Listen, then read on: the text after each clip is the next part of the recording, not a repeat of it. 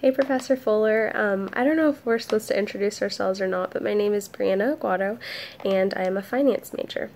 So for our last individual assignment, I'm supposed to discuss what I learned in this course and what was most meaningful to me, or what really struck a chord with me.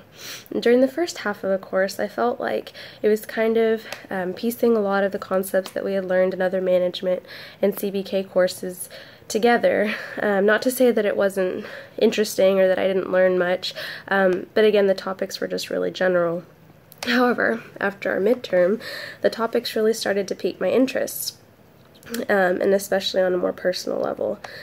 Actually, I believe the very next chapter after the midterm was international strategies, and since traveling is such a passion of mine, it was very interesting to learn more about how firms do business and which strategies they should choose in different scenarios on an international level. So that was really interesting to me.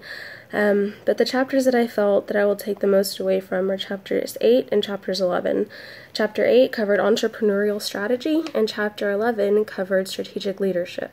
So from chapter 8, that really struck a chord because my fiance and I actually have been talking about starting a business one day, and this chapter had so much content to offer that would aid us, particularly the 3 ingredients critical in order for an entrepreneurial startup to be successful, which included a viable opportunity, available resources, and a qualified and motivated founding team.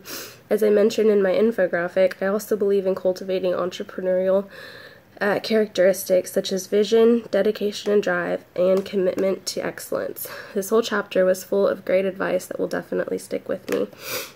The next thing that will stick with me comes from chapter 11. It talked about the valuable traits of successful leaders, such as technical skills like accounting, or in my case finance, cognitive abilities like analytical reasoning and quantitative analysis, and something that I really had never heard or learned much about, which was emotional intelligence. Emotional intelligence refers to self-management and managerial relationships with others and is becoming very important.